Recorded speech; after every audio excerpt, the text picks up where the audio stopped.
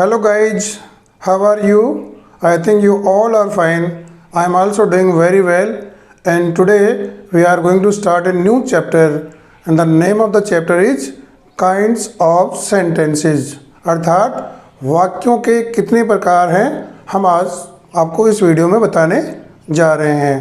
Video शुरू करें उसके पहले आपसे निवेदन है कि यदि आपने चैनल को सब्सक्राइब नहीं किया है तो प्लीज़ चैनल को सब्सक्राइब कर दें और बेल आइकन बटन भी दबा दें, जिससे हमारे आगे आने वाले वीडियो सबसे पहले प्राप्त हो जाए। तो आइए शुरू करते हैं आज का ये लेसन। और इस लेसन में हम स्टार्ट करेंगे कि वाक्य के प्रकार। हमारा जो टॉपिक का नाम ही क्या है, वाक्य के प्रकार। हम शुरू करें उसके पहले एक बार यह जान लें कि वाक्य क्या होते हैं, और वाक्यों को हमने हिंदी में कहा सेंटेंस। अर्थात वाक्य क्या है, तो वाक्य का मतलब है कि यह शब्दों का एक समूह है जिसमें 2 या 3 या 4 या 5 या ज़्यादा भी शब्द हो सकते हैं और वे एक निश्चित क्रम में होते हैं। देखिए, अब शब्दों का एक समूह है जिसका कोई अर्थ निकले। अर्थात बहुत सारे शब्द हैं वो जम्बल्ड वे में लिखे जा सकते हैं लेकिन उनका कोई अर्थ नहीं निकलता है। और यहाँ हमने कहा है कि ये शब्दों का ऐसा समूह है, उन शब्दों को इस क्रम में लिखा गया है कि जिसके द्वारा एक निश्चित उनका अर्थ निकलता है, वो कहलाता है वाक्य। इसको हमने अंग्रेजी में कहा है a group of words which has a meaning. अर्थात अगेन वही चीज़ कि शब्दों का एक समूह है जिसका कोई अर्थ निकले। शब्दों का समूह वैसा भी है जैसे मैंने कहा कि जम्बल्ड वे में है या उल्टे सीधे तरीके से शब्द रखे गए हैं या सही जगह उनको नहीं रखा गया है तो उनका अर्थ निकलेगा नहीं और वे अर्थहीन होंगे, इसलिए वो वाक्य नहीं कहलाएंगे। अब शुरू करते हैं। जो हमने जान लिया कि वाक्य क्या होता है, ये हमने बता दिया आपको। और अब हमें देखेंगे वाक्य कितने प्रकार के हैं। तो हम आपके सामने एक एक करके वाक्यों के 5 प्रकार हैं और इन 5 प्रकार को हम रखने जा रहे हैं। 5 कौन कौन से, एक बार सुन लीजिए। पहला है साधारण वाक्य, दूसरा है प्रश्नवाचक वाक्य, तीसरा है आज्ञासूचक वाक्य, और चौथा है इच्छा सूचक वाक्य, और 5वां है आश्चर्य या विस्मयादि बोधक वाक्य। और इन हम वाक्यों को एक एक करके आपके सामने डिस्क्राइब करने जा रहे हैं। इनको हम आपको समझाते हैं। एक बार हम पुनः देखते हैं कि वाक्य क्या होता है। तो वाक्य शब्दों का एक समूह है, अर्थात ये वाक्यों का डिवीजन या इनका जो हमने क्लासिफिकेशन या वर्गीकरण किया है वे इस आधार पर किया है कि इन वाक्यों का कौन सा भाव हमारे सामने आ रहा है, कि मना कर रहा है, कोई हाँ कर रहा है, कोई प्रश्न पूछ रहा है, या कोई इच्छा वाला है, या किसी को गाली दे रहा है, या किसी के लिए दुआ कर रहा है, या आश्चर्य हो रहा है। और आश्चर्य भी कई प्रकार के होने हैं। तो अर्थात इन सभी वाक्यों से हमें अलग अलग प्रकार की भाव या फीलिंग को हम एक्सप्रेस या अभिव्यक्त कर पा रहे हैं, और इसी अभिव्यक्ति या मनोभाव के आधार पर हमने वाक्यों का वर्गीकरण किया है। अभी कैसे वर्गीकरण, तो हम शुरू करते हैं। सबसे पहले वाक्य जिसका नाम रखा है हमने साधारण वाक्य या कथनात्मक वाक्य, जिसे हमने अंग्रेजी में कहा है सिंपल या असर्टिव। ये वे वाक्य हैं जो हम आमतौर पर कथन के रूप में रखते हैं या हमारी बात को किसी के सामने कहते हैं। और इसमें मुख्यतः ये वाक्य आते हैं, कौन से वाक्य, कि जिन वाक्यों में हम कोई असर्शन कर रहे हैं या कोई स्टेटमेंट कर रहे हैं या उसको मना कर रहे हैं, ये दोनों इसी में आ जाते हैं। नहीं वाले भी आएंगे, देखो हमने नहीं का एग्जाम्पल लिया है, और बिना नहीं वाले वाक्यों को भी हमने कथनात्मक वाक्यों में रखा है। उदाहरण देखते हैं फिर आपको क्लियर हो जाएगा। He is writing a letter. आप देखिए ये पहला वाक्य है। पहले वाक्य में हमने क्या लिखा है, he is writing a letter, वह एक पत्र लिख रहा है। दूसरा वाक्य है दे हैव ए कार, उनके पास में एक कार है। और तीसरा है we do not hate others, हम किसी को हेट या घृणा नहीं करते हैं। 3 प्रकार के वाक्य हो गए। तीनों में हमने क्या किया है, असर्शन किया है, हमने कथन रखा है, कोई बात कही है, और इस प्रकार के वाक्य क्या कहलाते हैं? साधारण वाक्य कहलाते हैं। इसको थोड़ा और अलग कर दूं कि इन वाक्यों में कोई ना कोई प्रश्न पूछ रहा है, ना अपने कोई मन की बात कह रहा है, ये केवल अपने कथन को कह रहे हैं, अपनी बात को कह रहे हैं। 3 आपने एग्जाम्पल देख लिए और तीनों एग्जाम्पल या उदाहरण से आप जानेंगे कि ये वाक्य किस प्रकार के होते हैं, और आपने जान भी लिया होगा। आपकी थोड़ी अंडरस्टैंडिंग के लिए या आपकी थोड़ी ईजीनेस के लिए मैंने एक छोटा सा सूत्र यहाँ बना दिया है, और वो सूत्र क्या है कि ऐसे वाक्यों में सबसे पहले सब्जेक्ट आएगा, उसके बाद में वर्ब जिसमें दोनों शामिल है, आपकी हेल्पिंग वर्ब भी है प्लस मेन वर्ब, दोनों इसी में शामिल होती है। बाद में हम इसको क्लासीफाई करेंगे बाद में अगले वीडियोज़ में। उसके बाद में वाक्य का शेष भाग। मुख्य हमें 2 चीज़ देखनी है यहाँ पर इन वाक्यों में कि सबसे पहले सब्जेक्ट आता है, उसके बाद में वर्ब, जिसमें वर्ब में आपकी हेल्पिंग वर्ब भी हो सकती है और मुख्य वर्ब भी हो सकती है। एग्जाम्पल में देखिए, जैसे ये वाक्य है पहला, ही क्या है? सब्जेक्ट, ये आपका सब्जेक्ट आ गया। उसके बाद में इज और राइटिंग, इज आपकी हेल्पिंग वर्ब है और राइटिंग क्या है? मेन वर्ब है। हमने यहाँ कहा था कि इसके बाद में वर्ब आती है, ये वर्ब आ गई। और ये पीछे वाक्य का शेष भाग है, ए लेटर, इससे अपने को ज़्यादा मतलब नहीं है। अपने वाक्य की रचना हमें यहीं तक ही रखी है, सब्जेक्ट प्लस वर्ब, और इसी के आधार पर ये वाक्य क्या बन गया? ये बन गया कथनात्मक या साधारण वाक्य।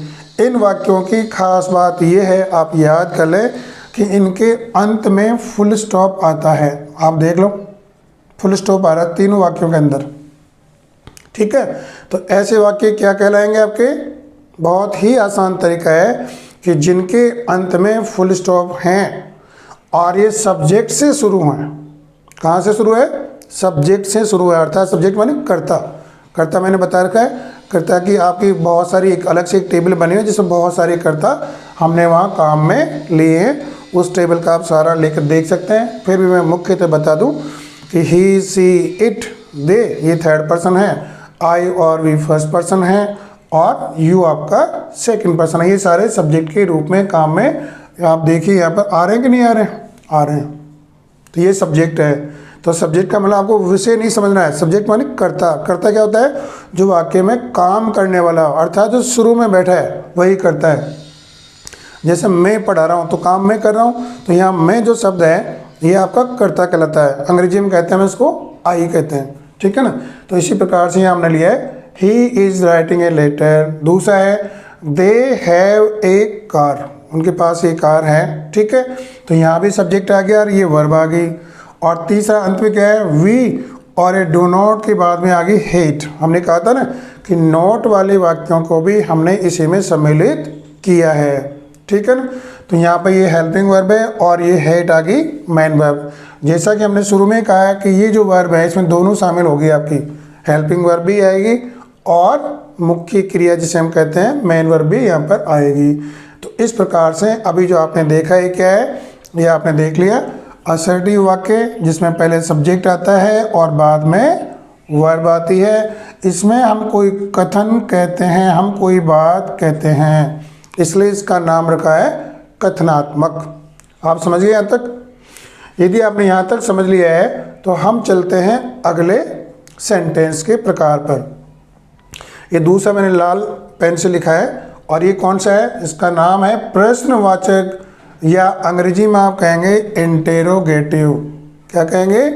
प्रश्नवाचक या इंटेरोगेटिव। और जैसे नाम से ही आपको यहाँ सुझाव मिल रहा है कि ये प्रश्न वाले वाक्य हैं, और प्रश्न वाले वाक्य हमने 10th में पढ़े हैं कि इनके अंत में प्रश्नवाचक चिन्ह आता है। ये एक चीज़ ही पर्याप्त है आपके लिए, एक ही चीज़ आपको बता देगी कि प्रश्न वाले है या नहीं। तो आप क्या करेंगे? आप वाक्य के अंत में देखिए कि कौन सा पंक्चुएशन या विराम चिन्ह लगा हुआ है, और ये आप देखेंगे 3 वाक्य मैं पढ़ता हूँ एक बार। Why are you running now, और इसके अंत में क्या लगा है? ये प्रश्नवाचक चिन्ह लगा रखा है। वेयर डू यू लिव, और यहाँ भी प्रश्नवाचक चिन्ह लगा हुआ है। तीसरा और देखिए व्हेन विल यू कम, यहाँ भी प्रश्नवाचक चिन्ह लगा हुआ है। इसका मतलब आपने क्या समझा? आपने यह समझा कि ये प्रश्नवाचक वाक्य हैं, इसे हम अंग्रेजी में कहते हैं इंटेरोगेटिव, हिंदी में कहते हैं प्रश्नवाचक वाक्य। अब ये जो वाक्य यदि आपने इतना जान लिया है गाइज, तो ये दो प्रकार के होते हैं। दो कौन से हैं? एक तो मैंने ये वाला प्रकार लिया है और एक नीचे आपके फायदे के लिए है, दूसरा है। कौन कौन से हैं? आप देखिए इन तीनों में WH शब्द आ रहे हैं। WH देख रहे हो ना आप, ये आप देखिए WH का मतलब जो WH से शुरू होते हैं, अर्थात जो प्रश्न वाले शब्द होते हैं, वाई है, वेयर है, वेन है, होम है, हुज है, ये सारे WH शब्द कहलाते हैं। इनको हम अलग से एक आपको वीडियो में और भी दे देंगे अभी। तो ऐसे प्रश्न वाले वाक्य जो WH से शुरू हो, एक तो ये हो गए, और दूसरे मैंने रखे हैं ऐसे वाक्य जो हेल्पिंग वर्ब से शुरू हैं। तो दो प्रकार के बन गए कि नहीं बन गए? हमने आपको पता है टेंस पढ़े हैं, और टेंस में हमने बताया कि जो इंटरोगेटिव सेंटेंस वहाँ बन रहे हैं वो कैसे बन रहे हैं गाइज? तो आप बताइए। वो हमने बनाए थे कि वाक्य के शुरू में हमने हेल्पिंग वर्ब रख दी है, और वो वाक्य कौन से बन गए हैं? वो बन गए इंटेरोगेटिव। अब एक बार देखते हैं, इसको हम बाद में देखते हैं, पहले इसको देखते हैं। Is he writing a book? क्या वह एक पुस्तक लिख रहा है? अंत में प्रश्नवाचक चिन्ह। शुरू में आपने क्या देखा है? इज। इज मैंने बता रखा है आपको कि इज एक सहायक क्रिया है या हेल्पिंग वर्ब है, जिसे हम कहते हैं अंग्रेजी में हेल्पिंग वर्ब, HV, या सहायक क्रिया। दूसरा वाक्य देखिए, डिड आ गया। Did she pass the exam? और यहाँ भी प्रश्नवाचक चिन्ह आ गया। ये वाक्य शुरू कहाँ से है? ये शुरू है डिड, और डिड का मतलब ये हेल्पिंग वर्ब है। ऐसे तीसरा वाक्य आ गया, ये स्टार्ट हो रहा है हैव से। Have you done your work? क्या आपने अपना काम कर लिया है? और इसके अंत में क्या है? प्रश्नवाचक चिन्ह आप देख पा रहे हैं, इन तीनों में भी देख रहे हैं, यहाँ ऊपर भी आपने देख लिया है। तो मैं दोबारा इस वाक्य को बता रहा हूँ आपको कि प्रश्नवाचक वाक्य को हम दो प्रकार से प्रश्न में बनाते हैं। एक तो हमने बनाया है ये हेल्पिंग वर्ब की सहायता से, अर्थात वाक्य के शुरू में हम हेल्पिंग वर्ब रख दें, उसके बाद में सब्जेक्ट आए और उसके बाद में वर्ब आए। ये देखिए, आप सबसे पहले आप रखेंगे हेल्पिंग वर्ब, उसके बाद आएगा सब्जेक्ट, और उसके बाद में आएगा आपका वर्ब। यदि इस प्रकार से इस क्रम में आपने इन शब्दों को रखा है तो ये आपका प्रश्नवाचक वाक्य बन जाएगा। और एक और इम्पॉर्टेंट चीज़ है कि ऐसे वाक्यों में आपको हाँ या ना में उत्तर मिलेंगे। किसमें मिलेंगे? यस या नो में उत्तर मिलेंगे। जैसे अभी देख ही लेते हैं, is he writing a book? क्या वह एक पुस्तक लिख रहा है? तो उसका उत्तर किस में आएगा? इसका आएगा हाँ में आएगा। लिख रहा है तो, नहीं लिख रहा है तो ना में आएगा। Did she pass the exam? क्या उसने एग्जाम पास कर लिया है? तो उसका उत्तर क्या देंगे आप? हाँ या ना। ठीक है। ऐसे तीसरा, have you done your work? इसका भी उत्तर आपको किस में मिलेगा गाइज? इसका भी उत्तर मिलेगा आपको हाँ या ना में। क्या उसने अपना काम कर लिया है? यदि हाँ तो हाँ, नहीं तो नो। ठीक है। तो इन वाक्यों में खास बात क्या होगी कि जो हेल्पिंग वर्ब से चालू होते हैं इनका उत्तर हाँ या ना में आता है। और इनको बनाने का एक ही तरीका है कि वाक्य के शुरू में आप हेल्पिंग वर्ब रख दीजिए, उसके बाद में सब्जेक्ट आएगा। सब्जेक्ट का मतलब वही कर्ता, ही, यू, सी, इट, आई, दे, है ना, ये सारे सब्जेक्ट हैं। और उसके बाद में मेन वर्ब। ठीक, ये वी का मतलब मेन वर्ब में लिख देता हूँ आपके लिए, है ना। ओके, ये हो गया हेल्पिंग वर्ब वाले। अब इस पर ऊपर वाले पे आते हैं एक बार दोबारा। ये जो WH वाले वाक्य हैं ये आपसे कोई जवाब मांग रहे हैं, ये आपसे हाँ या ना में जवाब नहीं मांग रहे हैं। ये कह रहा है why are you running now? ये कह रहा है कि तुम अब क्यों भाग रहे हो? तो उसका उत्तर हाँ या ना में थोड़ी आएगा, इसका उत्तर आपको कुछ शब्दों में एक्सप्रेस करना पड़ेगा। और ये आपको WH वाले शब्द के नाम से शुरू हुए हैं। तो इसके लिए बनाने का क्या तरीका है बच्चों? तो बनाने का बहुत ही आसान तरीका है कि जो अभी आपने नीचे सीखा हेल्पिंग वर्ब वाला, उसके शुरू में या वाक्य के शुरू में आपको WH शब्द को लिख देना है। जैसे मान लो वाई है तो वाई शुरू में लिख दिया है, वैन है तो वैन शुरू में लिख दिया है, ऐसे ही वेयर है तो वेयर को शुरू में लिख दो। और ये आपके WH वाले वाक्यों के प्रश्न बन जाएंगे। समझ गए? एक बात दोबारा कह रहा हूँ, मैं आपके फायदे के लिए इसको कवर कर रहा हूँ। देखो ये लिखा है are you running, do you live, will you come, ठीक है ना।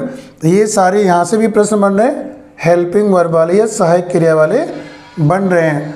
और हमने यहाँ क्या किया है, इनके पहले हमने रख दिया वाई, वेयर और वैन और इत्यादि और भी है, मैंने एग्जाम्पल 3 के लिए लिए हैं। तो ये कौन से बन जाएंगे प्रश्न, ये बन जाएंगे WH वाले। तो आप ये भी समझ गए होंगे। तो जो दूसरा वाक्य प्रश्नवाचक, ये मैंने आपको बताया 2 प्रकार से बताया। एक बता दिया जो WH से बन रहा है, एक जो सीधा ही हेल्पिंग वर्ब से बन रहा है। दोनों में अंतर इतना है कि ये हेल्पिंग वर्ब उसके भी पहले WH लगते ही ये प्रश्न बन जाता है, दोनों के अंत में प्रश्नवाचक चिन्ह आ रहा है। समझ गए? अब हम आगे चलते हैं तीसरे में। और तीसरा कौन सा है? तीसरे वाक्य का नाम है आज्ञा सूचक। इसको अंग्रेजी में कहा है इम्पेरेटिव सेंटेंस। क्या कहा हमने? Imperative sentence. हिंदी में क्या कहेंगे? हिंदी में आप कहेंगे इसको आज्ञा सूचक, ठीक है ना। और इन वाक्यों का एक बार आप पैटर्न या तरीका देख लें, एग्जाम्पल देखें तो बाद में समझ में आएगा। पहला हमने लिखा है गो आउट फ्रॉम हियर, यहाँ से आप चले जाइए तुरंत।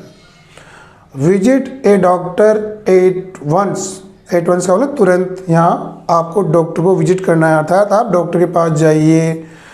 Land me some money please, और तीसरा वाक्य कह रहा है कि मुझे कुछ रुपए उधार दीजिए प्लीज, ठीक है ना। अब इन वाक्यों में आप क्या देख रहे हैं, जो पीछे आपने देखे हैं और वहाँ और यहाँ में क्या अंतर है, तो मैं बताता हूँ, आप समझ भी गए होंगे कि इन वाक्यों के अंदर फुल स्टॉप है, इसके भी फुल स्टॉप है और इसके भी फुल स्टॉप है। तो यहाँ कोई अंतर नहीं है। ये पहला वाला वाक्य और ये तीसरा वाक्य, जो पहला कथनात्मक है और ये आज्ञा सूचक, दोनों एक जैसे ही लग रहे हैं। यहाँ से यहाँ भी फुल स्टॉप, अंत में बिंदी, और यहाँ भी पूर्ण विराम या फुल स्टॉप, ठीक है ना।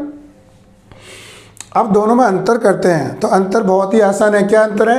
अंतर ये है कि यहाँ पर सब्जेक्ट नहीं है। ये देखो गो, देखो आप, ये वाक्य शुरू कहाँ से हो रहा है? गो से हैं, ये विजिट से हैं, ये लैंड से हैं। और ये तीनों शब्द क्या हैं? ये तीनों शब्द है मुख्य क्रिया या मेन वर्ब, जिसकी 3 फॉर्म होती है, फर्स्ट, सेकंड, थर्ड। तो ये वाक्य आपके कहाँ से शुरू हो रहे हैं? ये वाक्य आपके सीधे ही मुख्य क्रिया या मेन वर्ब से स्टार्ट हो रहे हैं। अर्थात हमने यहाँ एक चीज़ क्या गायब देखी है, वो देखिए कि इनमें सब्जेक्ट तो है ही नहीं। देखो इससे पहले कुछ भी नहीं है ना, नहीं है I, we, you, he, she, it, कुछ तो आना चाहिए ना, लेकिन कुछ भी नहीं है। अर्थात इसका हम परिभाषा निकालें तो क्या बनेगा कि ऐसे वाक्य जिनमें सब्जेक्ट नहीं हो, सीधे ही वो मेन वर्ब से चालू हो और अंत में फुल स्टॉप या बिंदी या पूर्ण विराम हो, तो इसे हमने क्या नाम दिया है? इसको हमने कहा है आज्ञा सूचक, अंग्रेजी में इम्पेरेटिव। और इनमें 3-4 भाव निकलते हैं। कौन कौन से भाव निकलते हैं आपने देखा होगा। जैसे शुरू वाला कह रहा है गो आउट, गो आउट मतलब जाइए यहाँ से, ये ऑर्डर दे रहा है आपको। क्या दे रहे हैं? ऑर्डर। तो हमने लिखा ऑर्डर, या इसको दूसरा शब्द एक और इसको बोलते हैं कमांड। तो 2 शब्द कौन कौन से हो गए? ऑर्डर हो गया और कमांड हो गया। हिंदी में कहते हैं आदेश। दूसरा शब्द ये visit a doctor at once, आप कोई बीमार हैं, आपको राय दी है, सलाह दी है किसी ने, क्या कहा है कि डॉक्टर के पास जाइए आप तुरंत। तो हमने लिखा है ये सजेस्ट या एडवाइस लिखा है, लिखा है कि नहीं?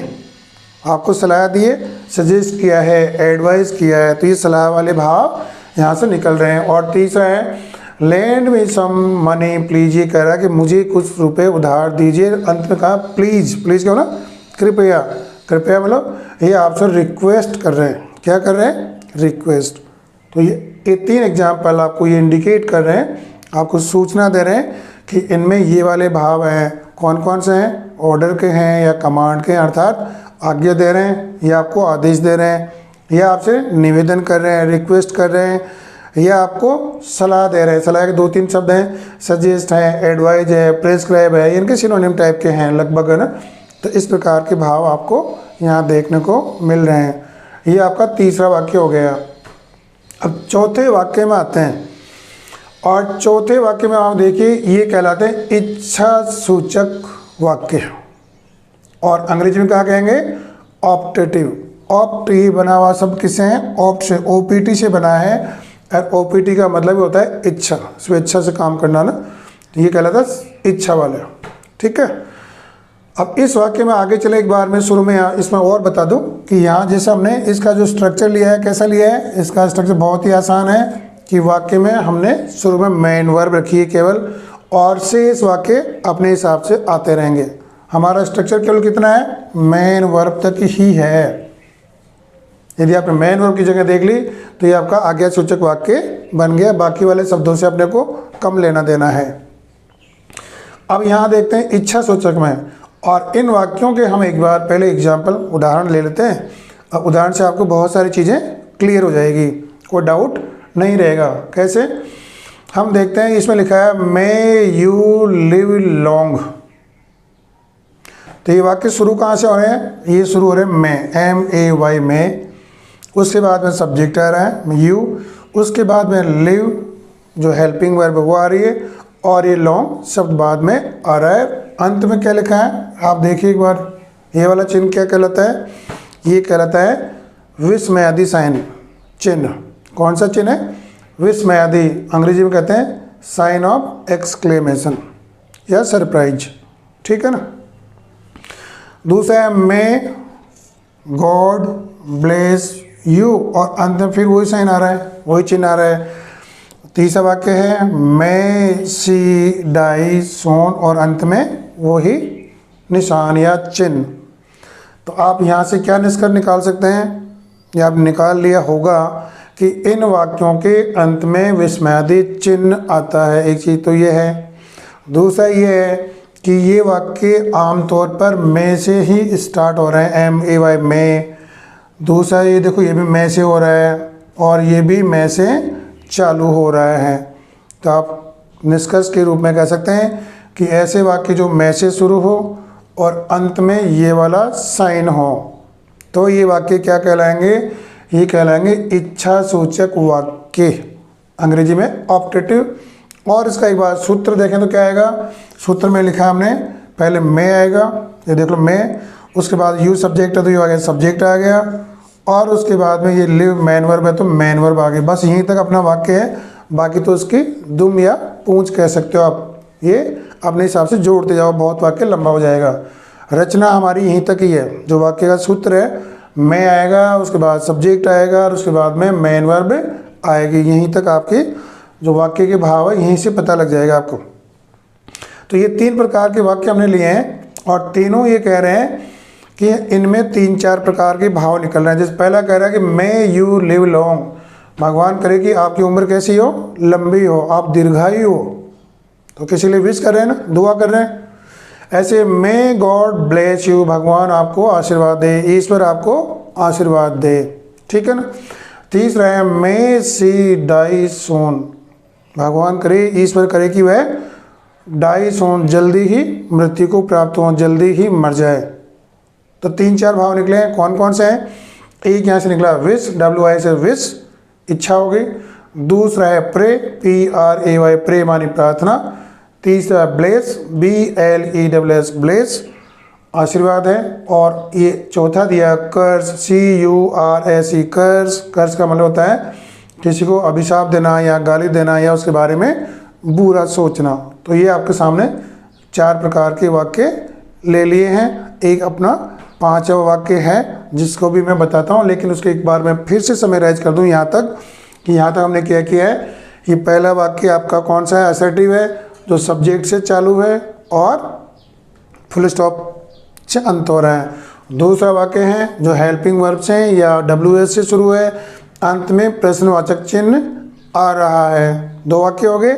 तीसरा वाक्य है ये आपके आज्ञासूचक वाक्य हैं, जो शुरू कहाँ से होते हैं, मेन वर्ब से शुरू है, फुल स्टॉप से उनका अंत हो रहा है, और ये भावनाएं निकल रही है, ऑर्डर है, कमांड है, रिक्वेस्ट है, सजेस्ट है, एडवाइज है, प्रेस्क्राइब है ना, ये इनमें भावनाएं यहाँ से अपने को दिख रही है। जो चौथा है, चौथे वाक्य में हम क्या देख रहे हैं कि इसमें हम देख रहे हैं कि ये वाक्य में से शुरू हैं और इनका अंत विस्मयादि चिन्ह के साथ में हो रहा है और इनसे हमें ये पता लग रहा है कि इनमें विष, प्रे, ब्लेस, कर्ज, अभिशाप जैसी भावनाएं हमें दिखती प्रतीत हो रही हैं। ये इतना बताने की आवश्यकता क्यों है? क्योंकि हम आगे डायरेक्ट इनडायरेक्ट पढ़ेंगे तो ये सारी चीज़ें आपको काम में आने वाली है। जैसे ये जो सारे शब्द लिखे ना, ऑर्डर है, कमांड है, रिक्वेस्ट है, इन सभी को हमें सेकंड फॉर्म में वहाँ काम में लेना पड़ेगा। जैसे पहले हम देखेंगे कि वाक्य कैसा है। यदि ऑर्डर वाला है तो हम वहाँ ऑर्डर्ड कर देंगे, रिक्वेस्ट वाला है वाक्य तो हम कर देंगे रिक्वेस्टेड कर देंगे, सजेस्ट वाला है तो सजेस्टेड। ये डायरेक्ट इनडायरेक्ट में काम में आने वाले वाक्य। और इन वाक्यों में भी ये, यदि मान लो विश करें तो हो जाएगा विश्ड, प्रे करें तो हो जाएगा प्रेड सेकंड फॉर्म, ब्लेस करें तो हो जाएगा ब्लेस्ड और कर्स करें तो हो जाएगा कर्स्ड। तो ये 4 वाक्य हो गए। और अब हम आते हैं अंतिम वाक्य। और ये वाक्य कौन सा है? इसे हमने कहा है हिंदी में विस्मयादि, अंग्रेजी में कहते हैं एक्सक्लेमेटरी या सरप्राइजिंग सेंटेंसेज, अर्थात ऐसे वाक्य जो हमें विस्मय या आश्चर्य का बोध कराएं। अंग्रेजी में आप कहेंगे एक्सक्लेम या सरप्राइज। तो इन वाक्यों को हमने क्या कहा है? विस्मयादि कहा है या एक्सक्लेमेटरी सेंटेंसेस कहा है। समझाने के लिए मैंने आपको सरप्राइज भी लिख दिया है, अदरवाइज इनका मेनली नाम क्या है? एक्सक्लेमेटरी है, यहाँ है विस्मयादि। अब ये होते कौन से हैं ये देख लेते हैं एक बार। अब इसमें मैंने आपके सामने 3 चीज़ लिखी है। एक है हैप्पी या खुशी वाला मौका, इधर है सैड या दुख वाला मौका, इधर लिखा है सरप्राइज या आश्चर्य। तो ये आप ये बेसिकली कह सकते हैं कि 3 प्रकार के वाक्य हैं। इसमें अपने आप में 3 प्रकार से आप इनको एक्सप्रेस या अभिव्यक्त करते हैं। कौन से वाक्य को? एक्सक्लेमेटरी को, जहाँ दुख की भावना हो, जहाँ सुख या खुशी की भावना हो, या जहाँ मेयर आश्चर्य की भावना हो। तो इस प्रकार के वाक्य विस्मयादि वाक्य कहलाते हैं। अब इनको हम देखते हैं पहचानते कैसे हैं या लिखते कैसे हैं। तो इनके 2 तरीके हमारे सामने हैं और मैं दोनों तरीके आपको बताने जा रहा हूँ। ये जो रेड में लिखा हुआ है ये इनका पहला तरीका है और जो ब्लू में है ये आपका दूसरा तरीका है। यहाँ हमने लिखा है hurray we won the match, alas she is no more full stop, it is wonderful और full stop। तो यहाँ आप ऐसे देख रहे हैं कि कुछ शब्द आ रहे हैं और इन शब्दों के बाद में आपको एक्सक्लेमेटरी साइन आपके सामने रखा हुआ है। यहाँ पे देख रहे हैं हुर्रे है, यहाँ अलास है, यहाँ ए है।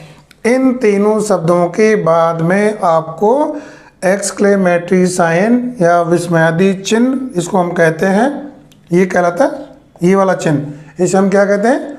विस्मयादि चिन्ह। और ये विस्मयादि या एक्सक्लेमेटरी साइन इन शब्दों के बाद में रखा हुआ। आप देख सकते हो मैंने गोला मार रहा हूँ और इनके बाद में मैंने क्या रखा है? ये वाला साइन रखा है। तो ऐसे वाक्य जो इन शब्दों की सहायता से बनते हैं, इनकी शुरुआत में ये शब्द आते हैं। समझिए आप, हुर्रे ये आ गया यहाँ पर, दूसरे में आ गया एलास ये आ गया, और तीसरा ए और ये साइन ऑफ एक्सक्लेमेशन या विस्मयादि चिन्ह लग गया। और इन शब्दों को हम कहते हैं इंटरजेक्शन। इनको हम फिर अभी अपने कोई नेक्स्ट वीडियो जो बताएंगे। तो यहाँ मैंने 3 आपको एग्जाम्पल दिए हैं, तीनों इंटरजेक्शन शब्द कहलाते हैं। ये शब्द हमें विस्मय का बोध कराते हैं। ये सुख के लिए है, ये दुख के लिए है और ये सरप्राइज या आश्चर्य की भावना प्रकट करने वाला है, सीधा सीधा। और इन तीनों के बाद में फिर आप देखो वी वन द मैच, एक साधारण वाक्य आ रहा है। यहाँ भी सी इज नो मोर, यहाँ भी साधारण वाक्य आ रहा है। और यहाँ भी इट इज़ वंडरफुल करके एक साधारण वाक्य आ रहा है। और ये साधारण वाक्य कौन सा है? जो हमने 1 नंबर में पढ़ा है, जिसको हमने नाम दिया है ना साधारण वाक्य या सकारात्मक या असर्टिव सेंटेंसेज। तो दोबारा देखिए, इस वाक्य के साथ साथ में हमें ये शब्द मिलेंगे या इन शब्दों के साथ में ये वाक्य मिलेंगे। तो ये दोनों मिलाकर के क्या कहलाएंगे? ये कहलाएंगे विस्मयादि वाक्य। ये तो उसका हो गया एक प्रकार। मतलब इन शब्दों की सहायता से, इन शब्दों को हमने कहा है इंटरजेक्शन। एक तो इन शब्दों की सहायता से बन गए ये वाक्य, और नीचे एक और दे रखा है, ये जो WH वाले शब्द है ना, इन शब्दों की सहायता से भी ये बनते हैं।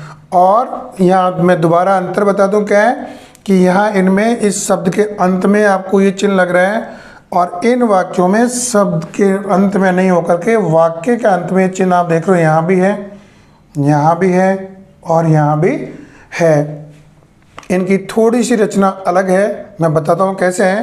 ये लिखा what a beautiful girl she is, वह कितनी सुंदर लड़की है, ये इसको सरप्राइज हो रहा है। हाउ स्टूपिड यू आर, तुम कितने स्टूपिड हो, यहाँ भी एक्सक्लेम की भावना उसमें हो रही है। और अंत में लिखा है what a beautiful it is, what a beautiful, इसको हम थोड़ा चेंज करते हैं, वॉट ए ब्यूटीफुल, यहाँ प्लेस ऐड करते हैं, PLACE, what a beautiful place it is, ये कितनी सुंदर जगह है। तो तीनों वाक्य हमें ये बता रहे कि इसमें आश्चर्य या एक्सक्लेमेशन का भाव प्रकट हो रहा है। अब इसी रचना देखिए आप कितनी सिंपल है। रचना देखिए, क्योंकि मैं आपको थोड़ा सा अंतर करना चाहूँगा कि आपने जो 2 नंबर के वाक्य पढ़े हैं वहाँ WH शब्द से आपने प्रश्न बनाया, देखो आप ये भी WH में आता है, WH शब्द आपने प्रश्न बनाने के काम में लिए हैं, और यहाँ यही शब्द यहाँ आपको ये 5 नंबर का वाक्य जो विस्मयादि है इसको बनाने में भी काम में लिया है। दोनों में अंतर क्या है कि इसमें अंत में ये वाला चिन्ह आ रहा है, विस्मयादि चिन्ह आ रहा है, यहाँ भी देखिए, यहाँ भी तीनों वाक्यों में ही आ रहा है, जबकि उन वाक्यों में क्या आएगा, केवल और केवल प्रश्नवाचक चिन्ह आएगा। तो इससे आप अंतर कर सकते हैं कि ये WH वाले कौन से हैं, प्रश्न वाले हैं या विस्मयादि वाले वाक्य हैं। तो इस प्रकार से मैंने आपको ये 5वां जो प्रकार है ये भी समझा दिया है। इसकी एक बार पुनः दोनों की हम रचना देख लेते हैं कि इसे हमने कैसे बनाया है। तो इसे हमने बनाया कि इसमें हमने लिखा है इंटरजेक्शन शब्द। क्या लिखा है, जो विस्मयादि जो शब्द है उसको हम कहते हैं इंटरजेक्शन वर्ड्स। तो हमें ये शब्द लिखे हैं, उसके बाद हमने ये विस्मयादि चिन्ह लगा दिया है, काम खत्म। और उसके बाद में एक साधारण वाक्य आ रहा है जो हमने बता दिया, we won the match full stop, she is no more full stop, it is wonderful full stop. ये दोनों का मिश्रण है, इंटरजेक्शन शब्द या विस्मयादि शब्द का साथ साथ में साधारण वाक्य इसमें आ रहा है इस पहले प्रकार में। ये पहला प्रकार में लिख रहा हूँ। और जो दूसरा प्रकार है WH वाला है, इसका निर्माण कैसे हो रहा है। सबसे पहले आप लिखेंगे WH शब्द, वॉट है, हाउ है, मेनली ये काम में आते हैं, वॉट काम में आता है या हाउ काम में आता है। उसके बाद में हमने लिखा है एडजेक्टिव, देखिए आप, वॉट ए के बाद में ब्यूटीफुल, ये ब्यूटीफुल आपका एडजेक्टिव है, ये एडजेक्टिव डाल दिया। उसके बाद में लिखा है सब्जेक्ट, ये आपकी गर्ल क्या है, सब्जेक्ट है गर्ल, और ये नाउन सॉरी इसके साथ में ये सब्जेक्ट यहाँ पर सी है, ये ब्यूटीफुल गर्ल के साथ में दोनों का मिश्रण है ये तो। और एडजेक्टिव के बाद में आ गया सब्जेक्ट, और सब्जेक्ट के अंत में आ रहा है इज, ये इज आपकी हेल्पिंग वर्ब है। तो वाक्य का निर्माण क्या है, WH आ गया, उसके बाद एडजेक्टिव आ गया, उसके बाद में सब्जेक्ट आ गया, और उसके बाद में हेल्पिंग वर्ब आ गया। और ये इसकी रचना का सूत्र है दूसरे प्रकार के वाक्य का। तो दोनों मैंने बता दिए। इस प्रकार से आपके सामने ये 5वां और अंतिम वाक्य का प्रकार भी समझा दिया है। एक बार मैं पुनः समरी कर दूं कि हमने गाइज 5 प्रकार के सेंटेंसेस पढ़ लिए हैं। पहला कौन सा पढ़ा है, साधारण या असर्टिव सेंटेंस, जो कि सिंपल है, सब्जेक्ट से शुरू होता है और अंत फुल स्टॉप के साथ में होता है। दूसरा वाक्य कौन सा होता है, दूसरा होता है इंटेरोगेटिव या प्रश्न वाला वाक्य, और ये वाक्य भी 2 प्रकार से बनाए जाते हैं। दोनों को पहचानने का सिंपल तरीका है कि वाक्य के अंत में प्रश्नवाचक चिन्ह आता है, उसे देखकर ही आप पहचान सकते हो कि ये प्रश्न वाला वाक्य है। इसे भी हमने 2 प्रकार से बनाया, कैसे, एक तो बने हेल्पिंग वर्ब की सहायता से, और दूसरे बने हेल्पिंग वर्ब के भी पहले आप WH शब्द का प्रयोग कर देंगे, तो ये दूसरा प्रकार बन जाएगा। ठीक है, ये हो गए 2 प्रकार के वाक्य। तीसरा वाक्य हमने जो आपको बताया वो है इम्पेरेटिव वाक्य, या जिसको हम कहेंगे आज्ञा सूचक वाक्य। ये वाक्य ऐसे हैं जो सीधे ही मेन वर्ब से शुरू होते हैं। इनमें सब्जेक्ट नहीं होते हैं, सीधे ही एड्रेस करते हैं वर्ब के साथ में। और ये वाक्य दो तीन तरह के आप कह सकते हो, इसमें रिक्वेस्ट भी होती है, इसमें कमांड होते हैं, इसमें ऑर्डर वाले शब्द होते हैं, सजेस्ट या एडवाइज होते हैं, या डॉक्टर के पास में जाना तो प्रेस्क्राइब जैसे शब्द इसमें काम में आते हैं। ये कौन सा हो गया आपका? तीसरा हो गया।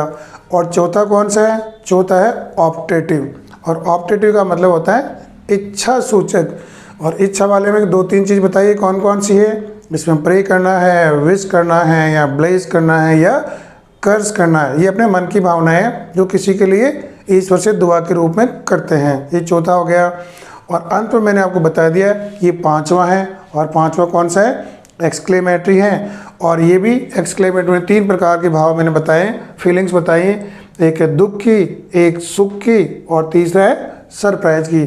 इनके कुछ शब्द होते हैं, इन शब्दों की सहायता से हम एक्सप्रेस करते हैं कि ये पांचवें नंबर के वाक्य हैं या एक्सक्लेमेटरी वाक्य हैं। ठीक है, यहाँ तक समझ गए। इसी के साथ में अपना ये वाक्यों का प्रकार जो टॉपिक है कंप्लीट होता है। और हमने आपके फायदे के लिए एक छोटी सी एक्सरसाइज रखी है। और एक्सरसाइज में हमने केवल यही पूछा है, मैंने आपके सामने 11 वाक्य रखे हैं। 11 वाक्य में आपको ये आइडेंटिफाई करना है कि ये किस प्रकार के वाक्य हैं। तो हम शुरू करते हैं इसको। और सबसे पहले मैं लिखा है हाउ नाइस यू आर। दूसरा है एलास शी इज डेड। तो आप बताइए कौन से वाक्य हैं, बता सकते हो क्या आप? तो मेरे हिसाब से आपने पहचान लिया होगा, फिर भी मैं आपको बता रहा हूँ कि इस वाक्य के अंत में आप देखिए एक्सक्लेमेटरी साइन है, तो ये पांचवें नंबर का वाक्य है। यहाँ भी ये शब्द आ रहा है एलास, और ये शब्द बता रहा है कि ये भी पांचवें नंबर का वाक्य है। और ये दोनों वाक्य कौन से हैं? ये है एक्सक्लेमेटरी सेंटेंसेज। ठीक है ना, समझ गए आप आगे चलिए। और आगे पहले मैं आपसे ही करने के लिए कहता हूँ, जब तक मैं थोड़ा वेट करूँगा। शी इज़ लर्निंग सेंटेंसेज, ये कौन सा वाक्य है? They have not come yet, वे अभी तक नहीं आए हैं। ये किस प्रकार के वाक्य हैं? दोनों हूँ। तो आप इनको पहचान सकते हो या पहचान लिया होगा।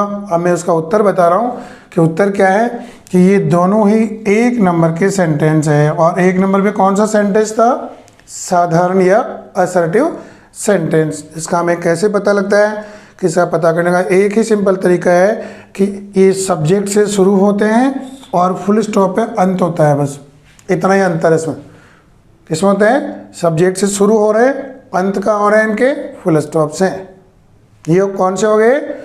असर्टिव हो गए, एक नंबर के वाक्य हो गए। दूसरा देखो, ये दे से स्टार्ट हो रहा है और अंत में फुल स्टॉप आ रहा है। ये आसान तरीका आपके पहचान के लिए मैंने रखा है। अगला पांचवा वाक्य है what do you learn in English. अंत में देखिए कौन सा साइन है। मैं कह रहा हूँ अधिकतर वाक्यों को आप अंत में साइन देखकर ही पहचान सकते हैं। यहाँ आपने क्या देखा कि इसके अंत में प्रश्नवाचक चिन्ह है, इसके अंत में भी क्या है? प्रश्नवाचक चिन्ह है। तो ये दोनों कौन से वाक्य हो गए? ये हो गए प्रश्न वाले, जो कि मैंने आपको 2 नंबर वाक्य में बताए हैं। हो गए कि नहीं हो गए? हो गए। और प्रश्न वाले भी 2 प्रकार से हैं। एक तो वो जो हेल्पिंग वर्ब से स्टार्ट है, जैसे दूसरा वाला है विल हेल्पिंग वर्ब है। एक दूसरा कौन सा है? जो WH माने व्हाट से शुरू हो रहा है। तो ये दोनों मैंने आपको बता दिए। ये दोनों वाक्य कौन से हैं? ये दोनों वाक्य इंटरोगेटिव वाले हैं या प्रश्न वाले हैं। आगे चलते हैं 7वां, 8वां और 9वां। इन वाक्यों को एक बार आप पहचानो। Teach me English please, go to a physician immediately, study hard to get good marks. ये 3 वाक्य रखे हैं और तीनों में आप देखिए अंत में फुल स्टॉप आ रहा है। शुरू में सब्जेक्ट आ रहा है क्या? यदि शुरू में सब्जेक्ट आता तो ये वाक्य बन जाते 1 नंबर के, जैसे हमने ये बताए हैं। ये वाले 1 नंबर के, इनमें सब्जेक्ट है। इनमें शुरू में सब्जेक्ट है क्या गाइज? इसमें नहीं है, सीधे गो। ये टीच मेन वर्ब है, गो मेन वर्ब है, स्टडी मेन वर्ब है। तो ये तीनों कहाँ से इनका प्रारंभ हो रहा है? इनका प्रारंभ हो रहा है मेन वर्ब के साथ में। तो दोबारा और देखिए कि जो सेंटेंसेस मेन वर्ब से शुरू हो और फुल स्टॉप या पूर्ण विराम के साथ में बंद हो, ख़त्म हो, तो ऐसे वाक्य कहलाते हैं। इन्हें हम कहते हैं इम्पेरेटिव। और ये 3 नंबर के वाक्य हैं जो आज्ञा सूचक हैं, जिसमें सलाह दी जाती है, जिसमें निवेदन किया जाता है। या प्रार्थना की जाती है या कमांड दिया जाता है। ठीक है, यहाँ तक क्लियर है। आगे हम चलते हैं 10वां और 11वां वाक्य। इनको आप एक बार मैं पढ़ रहा हूँ, आप पहचानिए, समय दे रहा हूँ। मे यू डाई सून, अंत में ये वाला निशान है विस्मय आदि। May God gift U A सन, और अंत में कौन सा साइन है, यहाँ भी विस्मय आदि साइन है। तो ये वाक्य दोनों कौन से हो गए बताइए, याद आ गया? तो ये वाक्य हो गए अंत में विस्मय आदि साइन है, लेकिन ये शुरू कहाँ से हो रहे हैं? मैं से हो रहे हैं। तो मैं से शुरू होने वाले वाक्य कौन से होते हैं? ये वाक्य होते हैं जो कि हमने बताया 4 नंबर में है, उसका नाम दिया है ऑप्टेटिव, इच्छा सूचक। ठीक है, ये आपकी इच्छा बता रहे हैं। इच्छा में 4 चीज़ें, प्रे है, विश है, ब्लेस है या कर्स, यहाँ से आपके एक्सप्रेस हो सकती है। इस प्रकार से हमने आपको ये 11 वाक्य बता दिए हैं जिनसे आप इनकी पहचान कर सकते हो।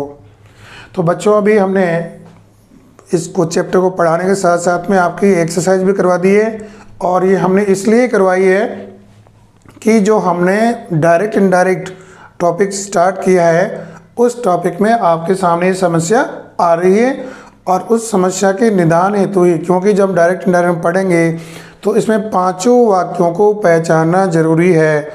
मैं एक चीज़ बड़े जोर दे के कह रहा हूँ कि यदि आपने 5 वाक्यों को पहचान लिया तो आपके डायरेक्ट इनडायरेक्ट एकदम ईजी हो गए। ये समझो आपने बाजी मार ली है। और ये जो शब्द मैंने लिखे हैं, एक्सक्लेम्ड वाले हैं, सजेस्ट वाले हैं, एडवाइज वाले हैं, इंटरोगेशन वाले हैं, ये सारे के सारे शब्द वहाँ पर काम में आने वाले हैं, इसलिए इनको आप याद कर लें। और अपने हिसाब से आप और भी इनके कुछ एग्जाम्पल्स बना सकते हैं या और पुस्तकों में देख के पहचान कर सकते हैं। तो मैं समझता हूँ कि आपको ये टॉपिक बहुत अच्छा लगा होगा। हमने पूरे डिटेल से आपको वाक्य के प्रकार समझा दिए हैं, और इन वाक्य की सहायता से हम आगे आने वाले वीडियोस में डायरेक्ट इनडायरेक्ट या रिपोर्टेड स्पीच टॉपिक को समझने में सहायता प्राप्त करेंगे। Thank you. जय हिंद। Have a nice day.